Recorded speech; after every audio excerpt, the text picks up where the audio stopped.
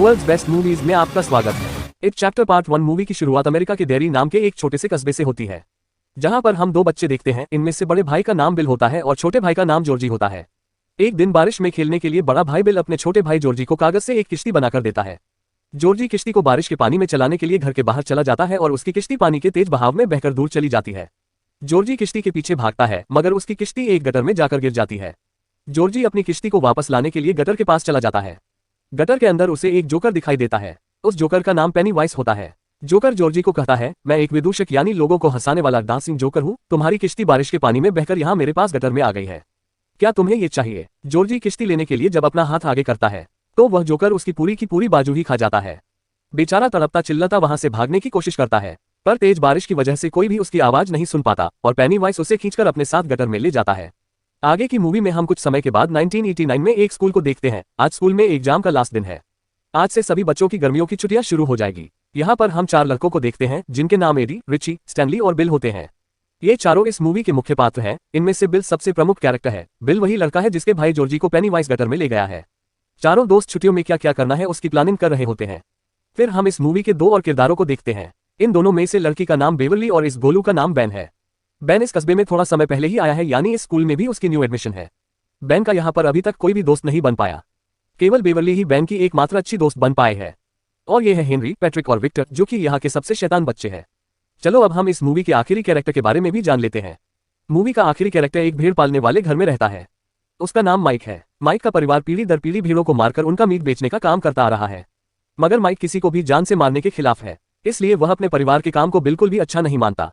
मगर उसके दादाजी हमेशा उसे अपना मीट वाला काम करने को कहते रहते हैं। साथ ही उसे ये भी कहते रहते कि इस दुनिया में केवल 2 तरह के इंसान ही होते हैं, एक जो बिना मतलब अपनी जान गंवा देते हैं, दूसरे वो जो दूसरों की जान लेते हैं। अब तुम्हें ये चुनना है कि तुम इन दोनों में से कौन सी कैटेगरी में जाना चाहिए। चलो अब हम आगे की मूवी की तरफ बढ़ते हैं। मूवी में पहले बताए सभी किरदारों के साथ कुछ डरावनी घटनाएं घटने लगती हैं। एक दिन माइक मीट को बेचने के लिए एक मीट शॉप पर आता है, मगर मीट शॉप के दरवाजे पर उसे अंदर कुछ जल रहा सा लगता है। तभी उससे जलते हुए हाथ दरवाजे से बाहर आने की कोशिश कर रहे दिखाई देते हैं और अपने आप दरवाजा खुल जाता है। माइक को वहां पेनीवाइज दिखाई देता है। ये देखकर माइक डरकर वहां से भाग जाता है। मूवी के अगले सीन में हम स्टैनली को देखते हैं। उसके पिता उसे एक किताब को उनके ऑफिस में जाकर रख देने को बोलते हैं। स्टैनली किताब को उनके ऑफिस में रखने जाता है। वहां पर एक डरावनी औरत की पेंटिंग होती है जिससे स्टैनली बहुत डरा करता था। तस्वीर वाली औरत एकदम गायब हो जाती है और उसका डर उसके सामने आ जाता है। वह औरत जो कि इस तस्वीर के अंदर थी वह बाहर निकलकर उसकी ओर बढ़ने लगती है। स्टैनली बहुत डर जाता है, वहां से निकलकर भाग जाता है। दरअसल पेनीवाइज ही उसे डराया करता था, क्योंकि पेनीवाइज लोगों को उनके डर से ही डराता है जिनसे वह बहुत डरते हैं। मूवी के अगले सीन में बेन एक लाइब्रेरी में बैठकर डेरी कस्बे की हिस्ट्री पढ़ रहा होता है। उससे पता चलता है कि डेरी में एक बार काफी बुरी आग लगी थी, जिसके कारण बहुत से लोग मारे गए थे और कुछ लोगों ने फिर से डेरी टाउन खड़ा करने के लिए साइन किया था। मगर कुछ ही दिनों के बाद में साइन करने वाले सभी लोग गायब हो गए थे। यहाँ से ही बेन के साथ भी डरावनी घटनाएं शुरू हो जाती है। बेन को वहां एक उड़ता हुआ लाल गुब्बारा दिखाई देता है। ये गुब्बारा केवल बेन को ही दिख रहा था। बेन जब गुब्बारे के पीछे जाता है तो उसे नीचे ईस्टर एग्स पड़े हुए मिलते हैं। वह उनका पीछा करते करते लाइब्रेरी के नीचे पहुंच जाता है। तभी अचानक एक सर कटा हुआ बच्चा उसके पीछे पड़ जाता है। ये और कोई नहीं, दरअसल पेनीवाइज ही था। बेन डरकर वहां से भाग जाता है। लाइब्रेरी से बाहर आते ही बेन को हेनरी, पैट्रिक और विक्टर पकड़ लेते हैं। वो तीनों उससे बहुत तंग करने लगते हैं। हेनरी जो इनका लीडर है वह बेन को पीठ पर उसका नाम हेनरी लिखने को फोर्स करता है। बेन के न मानने पर वो चाकू से उसके पेट पर एच लिख देता है। बेन बहुत चिल्लाता है, मगर कोई भी उसकी मदद करने नहीं है आता। बेन उनसे छुड़ाने की कोशिश करते करते उन्हें अपनी लात मारता है, जिससे वह पीछे की ओर खाई में गिर जाता है और उनसे दूर भागने लगता है। हेनरी और उसके दोस्त भी उसका पीछा करने के लिए खाई में कूद जाते हैं। हेनरी का चाकू वहीं पर ही गिर जाता है। उसके दोस्त अभी भी बेन के पीछे लगे थे और तभी छुपते छुपाते बेन वहां से निकल जाता है। हेनरी का दोस्त पैट्रिक जो बेन का पीछा कर रहा था, उसे सीवरेज यानी ड्रेनेज पाइप में से आवाज सुनाई देती है। उसे लगता है कि बेन वहां पर छिपा हुआ है। वो उसे पकड़ने के लिए ड्रेनेज पाइप के अंदर चला जाता है। ड्रेनेज पाइप के अंदर काफी अंधेरा होता है। पैट्रिक स्प्रे और लाइटर की मदद से वहां पर रोशनी करता है और आगे बढ़ता है। अचानक से उसे अपने पीछे से आवाज सुनाई देती है। वह पीछे देखता है, उसके पीछे पेनीवाइज खड़ा होता है। वो पैट्रिक को जान से मार देता है। अब हम मूवी में वापस बेन को देखते हैं, जो हेनरी और उसके दोस्तों से जान बचाकर भाग रहा था। तभी उसे एक ड्रेनेज पाइप के पास बिल, एडी, स्टैनली और रिची मिलते हैं। वो सब वहां पर बिल के छोटे भाई जॉर्जी को ढूंढने के लिए आए होते हैं, क्योंकि बिल को लगता होता है कि जॉर्जी सीवरेज से बहकर जहां से ड्रेनेज पाइप खत्म होती है वहां पहुंच गया होगा। अब वह बेन को लेकर वहां से शहर में वापस आ जाते हैं। बेन को काफी चोटें आई होती है। उसका इलाज करने के लिए दवाइयों को लेने के लिए वह सब मेडिकल स्टोर में जाते हैं, मगर उनके पास जरूरत की सभी दवाइयां खरीदने के पैसे नहीं होते। उन्हें स्टोर पर बेवली मिलती है, जो वहां कुछ खरीदने आई होती है। वह सब बेवली से बोलते हैं कि बेन काफी ज्यादा जख्मी है और हमारे पास ज्यादा पैसे भी नहीं है। क्या यहाँ से दवाइयां लेकर जाने के लिए वो उनकी मदद कर सकती है। बेवली स्टोर कीपर के पास जाकर उसे अपनी बातों में उलझा देती है और तभी पीछे से वह चारों स्टोर से दवाइयां लेकर निकल जाते हैं। वह सीधा बेन के पास जाकर उसे बैंडेज आदि लगाते हैं। बेवली भी उनके पीछे आ जाती है और उनसे कहती है कि तुम्हें तो ठीक से बैंडेज भी करना नहीं आता। इसके बाद सीन शिफ्ट होता है और हम बेवली को उसके घर में देखते हैं। वह अपने पिता के आगे खड़ी होती है। बेवली हमेशा से ही अपने पिता से डरती होती है क्योंकि उसे हमेशा से ही ये लगता था कि उसके पिता उसका फायदा उठाना चाहते हैं, हमेशा उसे टच करते रहते थे। अब उसके पिता उसके बालों के बारे में बोलते हैं। अपने पिता से बहुत ज्यादा दुखी होकर बेवली गुस्से में अपने सारे बाल काट देती है। वो सारे बालों को हाथ धोने वाले वॉश बेसिन में पानी के जरिए फ्लश कर देती है। अगले दिन सारे दोस्त मजे करने के लिए एक ऊंची चोटी पर पहुंचते हैं और वहां से तालाब में कूदने का डिसाइड करते हैं। वहां पर उनके साथ मजे करने अचानक बेवली भी पहुंच जाती है और वह बिना कुछ कहे सीधा ही तालाब में कूद जाती है। बाकी सब भी उसके पीछे नीचे कूद जाते हैं और पानी में बहुत मजे करते हैं। काफी खेल लेने के बाद सब तालाब से बाहर आकर बैठ जाते हैं। तभी वहां पर एडी को डेरी कस्बे की पुरानी फोटोज वाली एक बुक मिलती है। ये बुक बेन अपने साथ लाया था। बेन उनको बताता है, मैंने इस कस्बे के बारे बहुत सारे डॉक्यूमेंट जमा किए हुए हैं, अगर तुम उन्हें देखना चाहते हो तो मेरे घर चलो। तभी वो सब बेन के घर पहुंच जाते हैं। वहां पर वह सब देखते हैं कि बेन ने तो इस कस्बे के बारे में लगभग सारी जानकारी जमा कर रखी होती है। बेन उनको बताता है काफी समय पहले कस्बे में रहने वाले लोग एक एक कर गायब होते रहे हैं, कभी भी किसी को उनके बारे में कुछ भी पता नहीं चल पाया। तभी एडी घर जाने में देर हो जाने की वजह से घर जाने के लिए वहां से अकेला निकल पड़ता है। एडी जिस रास्ते से घर जा रहा होता है वह काफी सुनसान और वीरान होता है। जब वह एक पुराने घर के आगे से गुजर रहा होता है तभी उसकी घड़ी का अलार्म बजने लगता है। एडी ने यह अलार्म इसलिए लगाया था जो अपनी मेडिसिन टाइम पर खा सके। एडी जब मेडिसिन निकालकर खाने लगता है तो उसे घर के अंदर से डरावनी आवाजें सुनाई देती है। वह बहुत डर जाता है जिस कारण उसकी मेडिसिन नीचे गिर जाती है। एडी जब नीचे से मेडिसिन उठा रहा होता है तो तभी एक गंदा डरावना बीमार सा आदमी आकर उसकी मेडिसिन उठाने लगता है। उसे देखकर एडी बहुत डर जाता है और वहां से दूर हट जाता है। वो आदमी एडी के पीछे पड़ जाता है। एडी उस आदमी से दूर भागता भागता डरावने घर के पीछे पहुंच जाता है। तब एडी को वहां पर पेनीवाइज दिखाई देता है, लेकिन जैसे तैसे करके एडी वहां से बचकर निकल जाता है। मूवी में हम आगे देखते हैं कि बेवली को एक पोएट्री कार्ड मिलता है जिसे पढ़ने वह अपने बाथरूम में चली जाती है। तब उसे वॉश बेसिन में से बच्चों की आवाजें सुनाई देती है तो वह वॉश बेसिन के पास जाकर देखने लगती है। ये आवाजें वॉश बेसिन के होल से आ रही होती हैं, तो वो ये देखने के लिए कि इसके अंदर नीचे क्या है अपने पिता का इंची टेप लेकर उसके अंदर डालती है। जब वह इंची टेप को बाहर निकालती है तो उसके साथ खून से सने हुए कटे हुए बाल चिपके होते हैं और ये बाल उसके बाजू को पकड़कर नीचे खींचने लगते हैं। जब बेवली जोर से अपना बाजू छुड़वाती है तो उस वॉश बेसिन से एक खून का फव्वारा निकलने लगता है। बाथरूम और बेवली खून से पूरे लाल हो जाते हैं। चारों तरफ खून ही खून बिखरा पड़ा होता है। बेवली बहुत डर जाती है और चिल्लाते हुए अपने पिता को बुलाने लगती है। जब उसके पिता वहां पर आते हैं तो ऐसा रिएक्ट करते हैं कि वहां पर कुछ नहीं हुआ। वह बेवली से उसके चिल्लाने की वजह पूछते हैं तो वो कहती है कि क्या आपको बाथरूम में खून नहीं दिख रहा, ये लाल दीवारें नहीं दिख रही। मगर उसके पिता बिना कुछ कहे वहां से चले जाते हैं। दूसरी ओर बेल को भी अपने घर में अपना छोटा भाई जॉर्जी दिखता है। वो बिल को अपने साथ जाने के लिए इमोशनल ब्लैकमेल करता है और उसे नीचे बेसमेंट में ले जाता है। तभी अचानक से जॉर्जी पेनीवाइज का रूप ले लेता है। किसी तरह बिल जान बचाकर वहां से भाग जाता है। अगले दिन बेवली सारी बात अपने दोस्तों को बताती है। पहले तो उसके दोस्त यह मजाक समझ रहे होते हैं, मगर जब वो उसके घर जाकर बाथरूम को देखते हैं तो देखते हैं कि बाथरूम की सारी दीवारें सचमुच लाल हो चुकी होती हैं। हर तरफ खून ही खून फैला हुआ है। वे सब मिलकर बेवली की बाथरूम साफ करने में मदद करते हैं। कुछ ही समय बाद वो बाथरूम को पहले जैसा बना देते हैं। सफाई करने के बाद घर जाते समय सभी बातें करने लगते हैं कि यह सब घटनाएं पर्सनली सिर्फ उनके साथ ही हो रही है या बाकी सभी के साथ भी। तब सारे अपने साथ हुई घटना को एक दूसरे को बताते हैं। तब उन्हें पता चलता है कि हम सभी दोस्तों के साथ ही कुछ ऐसी अनहोनी हो रही है। ये सब सचमुच हकीकत ही है जो अभी तक हम देखते आए हैं।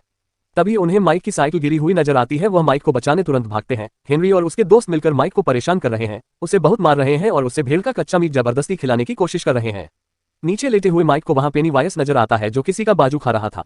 सभी दोस्त उस जगह पहुंचकर हेनरी और उसके दोस्तों पर पत्थर बरसाना शुरू कर देते हैं। जवाब में हेनरी और उसके दोस्त भी पत्थर मारते हैं, लेकिन उनकी तादाद कम होने के कारण वह वहां से भाग जाते हैं। माइक को बचाने के बाद अब ये सब आपस में बातें कर रहे होते हैं। तब बेन कहता है उसने डेरी टाउन के बारे में और जानकारी हासिल की है। ये सारी घटनाएं ठीक 27 सालों में रिपीट होती है। यहाँ कुछ लोग गायब होते हैं, खासकर बच्चे। ऐसा सब कुछ अरसे तक चलता रहता है, फिर अचानक सब बंद हो जाता है। ठीक 27 साल बाद ये घटनाएं फिर से शुरू हो जाती है। अब अगेन वह 27 साल रिपीट हुए हैं, यानी कि अभी चल रहा है। इस वक्त भी काफी सारे बच्चे शहर से गायब हो चुके हैं। आखिर वह समझ जाते हैं कोई तो है जो ठीक 27 साल बाद जागता है और 1 साल तक सभी का शिकार करता है और फिर चैन से सो जाता है। उनको ये भी समझ आता है कि वे बच्चों को उसी रूप में डराता है जिससे वह सबसे ज्यादा डरते हैं। जाहिर है जोकर से सब बच्चे डरते हैं। अब बेन अपने घर से सारे डायग्राम और सारे मैप्स लेकर बिल के घर आ जाता है।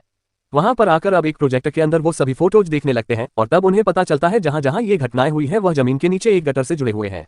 शहर के ये सारे गटर एक ही जगह पर जाकर मिलते हैं और वह जगह एक कुआं है जो उसी पुराने वीरान घर में है। यहाँ पर एडी को पेनीवाइज दिखाई दिया था। वह सब डिसाइड कर ही रहे होते हैं कि हमें वहां पर जाकर देखना चाहिए कि यह घटनाएं क्यों होती है। इस सब से एडी बहुत ही डर जाता है और प्रोजेक्टर बंद करने को कहता है, लेकिन तभी अचानक प्रोजेक्टर से पेनीवाइज बाहर आता है और हमला कर देता है। इस कारण सभी बहुत डर जाते हैं और भागने लगते हैं। सब गराज से बाहर निकलकर धूप में आ जाते हैं तो ही वो सब उससे बच पाते हैं। सभी बहुत डरे होते हैं, मगर इसके बाद भी बिल डिसाइड करता है अगर हमें शहर में होने वाली घटनाओं को रोकना है तो उस घर में जाना ही पड़ेगा। सभी बच्चे बिल की बात मानकर उस घर के बाहर पहुंच जाते हैं। अंदर जाने से पहले सब अपने मन को प्रिपेयर कर लेते हैं। घर के अंदर पहुंचते ही उनको वह सारी चीजें दिखाई देने लगती है जिनसे वह डरते हैं। हर किसी को अपने डर का सामना करना पड़ता है और सभी एक दूसरे से अलग हो जाते हैं। एडी बीमार आदमी को देखकर डरकर नीचे गिर जाता है। स्टैनली को तस्वीर वाली डरावनी औरत दिखाई देती है। बिल को अपना छोटा भाई जॉर्जी दिखाई देता है, तो वहीं माइक को वही जलते हुए हाथ नजर आते हैं। जब वह सब इन चीजों का मुकाबला कर लेते हैं, तब पेनीवाइज अपने पूरे रूप में उनके सामने आता है और एडी को पकड़कर मारने लगता है। बेवर्ली एक लोहे की रॉड के साथ उसकी आंख में वार कर देती है, जिससे पेनीवाइज जख्मी हो जाता है। अब सभी बच्चे एक साथ इकट्ठे हो जाते हैं। पेनीवाइज ग्रुप में मौजूद लोगों पर वार नहीं करता और वह खुद भी थोड़ा जख्मी है, इसी कारण वह वहां से हार मानकर चला जाता है। घर से बाहर आते ही एडी की मॉम वहां पर आती है और उन सबको डांटने लगती है कि मैंने तुम्हें मना किया था ना कि मेरे बेटे के साथ मत रहो करो, और वह अपने बेटे को वहां से लेकर निकल जाती है। मूवी में आगे हम हेनरी को देखते हैं। वो अपने पिता की गन के साथ में खेल रहा होता है। तभी उसके पिता वहां पर आ जाते हैं और उसे काफी डांटते हैं। उसकी दोस्तों के सामने ही बेइज्जती हो जाती है। तभी हेनरी को पोस्ट बॉक्स के साथ एक लाल गुब्बारा बंधा हुआ दिखाई देता है। जब वह उसके पास जाकर देखता है तो पोस्ट बॉक्स के अंदर उसे एक बॉक्स मिलता है। उस बॉक्स में उसे अपना वही पुराना चाकू मिलता है जो कि बेन पर हमला करते वक्त उस जंगल में गिर गया था। चाकू को देखते ही हेनरी पेनीवाइज के वश में आ जाता है। उसे पेनीवाइज की आवाज सुनाई देती है। वह उसे उकसाने लगता है कि वो अपने पिता को चाकू से मार दे। तुम्हारे पिता हमेशा तुम्हें डांटते रहते हैं, उन्हें जिंदा मत छोड़ो, जान से मार दो। और हेनरी पेनीवाइज की बातों में आकर अपने पिता के गले में चाकू मारकर उनका कत्ल कर देता है।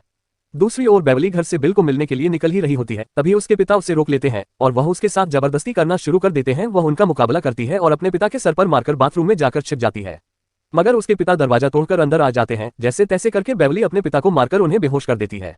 लेकिन तभी अचानक वहां पर पेनीवाइज आ जाता है और बेवली को अपने साथ ले जाता है। बेवली के ना आने पर जब बिल उसके घर जाकर देखता है तो उसे पेनीवाइज का मैसेज लिखा हुआ मिलता है। बेवली को पेनीवाइज उठाकर ले गया है। ये बात बिल अपने सारे दोस्तों को फोन करके बताता है। बेवली को बचाने के लिए सभी दोस्त इकट्ठे होकर यह डिसाइड करते हैं कि हमें फिर से पेनीवाइज वाले हाउस में जाना होगा। सभी दोस्त अपनी पूरी तैयारी करके वहां पहुंच जाते हैं। दूसरी तरफ हम देखते हैं जब बेवली होश में आती है और वह अपने आप को एक गटर में पाती है। वहां पर काफी सारे बच्चों की डेड बॉडी हवा में तैर रही होती है। तभी वहां पेनीवाइज आकर उसे डराने की कोशिश करता है, पर वह उससे नहीं डरती। तब पेनीवाइज अपने पूरे रूप में आकर उसे बेहोश कर देता है। इधर सभी बच्चे एक रस्सी के जरिए कुएं के अंदर उतरने लगते हैं। लेकिन जब माइक की बारी आती है तभी उसके पीछे हेनरी आकर उसे मारने लगता है। बच्चे नीचे से बहुत चिल्लाते हैं कि हेनरी माइक को मत मारो, मगर हेनरी किसी की नहीं मानता। तभी माइक भी गुस्से में आकर हेनरी का मुकाबला करने लगता है, तो हेनरी भी उस कुएं के अंदर गिर जाता है। अब माइक भी उस रस्सी के सहारे नीचे पहुंच जाता है। नीचे स्टैनली इन सब से अलग हो जाता है। उससे पेनीवाइज पकड़कर मारने ही वाला होता है, तभी बाकी सब उसके पीछे आ जाते हैं। पेनीवाइज वहां से भाग जाता है। फिर सब बेवली को ढूंढने लगते हैं तो उन्हें बेहोशी की हालत में बेवली हवा में तैरती हुई मिलती है। वहां पर बहुत सारा कचरा और डेड बॉडी भी हवा में तैर रही होती है। तभी उन्हें समझ में आता है कि पेनीवाइज की सबसे बड़ी ताकत लोगों का डर है। वो लोगों के डरने की वजह से ही उन पर हावी होकर उन्हें मारता है। लेकिन बेवली के ना डरने के कारण वह उसे जान से तो नहीं मार पाया, इसलिए उसने बेवली को बेहोश कर दिया। तब सब बेवली को नीचे उतारते हैं और बेन उसे गले लगाता है, दिल से पुकारता है। तब बेवली बेहोशी की हालत से वापस आ जाती है। लेकिन तभी वहां पर बिल को अपना छोटा भाई जॉर्जी दिखता है। जब वह अपने छोटे भाई के पीछे जाता है तो जॉर्जी अपने कटे हाथ के साथ कागज की किश्ती पकड़े उसके सामने आता है और बिल को इमोशनल ब्लैकमेल करने लगता है। अपने साथ चलने को कहता है। वह बोलता है, सॉरी मैं तुम्हारी किश्ती वापस नहीं ला पाया क्योंकि बारिश के पानी में वह गटर में गिर गई थी। प्लीज मुझे घर ले चलो, I miss you, I love you bill. लेकिन तब बिल बोलता है, मैं तुम्हें प्यार तो करता हूं मगर तुम असली जॉर्जी नहीं हो। तभी बिल हेनरी की पिस्टल से उस पर गोली चला देता है तो वो तिलमिलाने लगता है और एकदम से चेंज होना शुरू हो जाता है। बदलते बदलते वो अपना पेनीवाइज यानी कि डांसिंग जोकर वाला रूप ले लेता है और उन पर हमला करना शुरू कर देता है। वह एक एक करके सभी को उसी रूप में डराने लगता है जिससे वह डरते हैं। लेकिन अब तक सब बच्चे बहुत ही मजबूत बन चुके थे और उनके अंदर से डर बिल्कुल खत्म हो चुका था। सब मिलकर पेनीवाइज को मारना शुरू कर देते हैं। वह सभी को डराने की बहुत कोशिश करता है, मगर आपने यह बात सुनी ही होगी कि किसी को इतना मत डराओ कि उसका डर ही खत्म हो जाए। अब बच्चों के अंदर का सारा डर खत्म हो चुका था। वह उसको बहुत मारते हैं। पेनीवाइज उनसे बोलता है, मुझे बिल को ले जाने दो, मैं आप सबको छोड़ दूंगा। लेकिन बच्चे उसकी एक नहीं मानते, उसको बहुत मारते हैं। अब पेनीवाइज खुद उनसे डरने लगता है और हार मानकर भूखा ही 27 सालों के लिए वापस सोने चला जाता है। इसके बाद सभी बच्चे घर से बाहर आते हैं, प्रण करते हैं कि 27 साल के बाद जब पेनीवाइज फिर जागेगा तो वह उसका एकजुट होकर मुकाबला करेंगे। ये थी हमारी आज की मूवी। इस मूवी का दूसरा पार्ट इट चैप्टर 2 भी आया हुआ है। अगर आप उसका भी हिंदी एक्सप्लेन देखना चाहते हैं तो कमेंट करके बताएं। प्लीज मेरे चैनल को लाइक, सब्सक्राइब और शेयर कर दें। आप सबका धन्यवाद।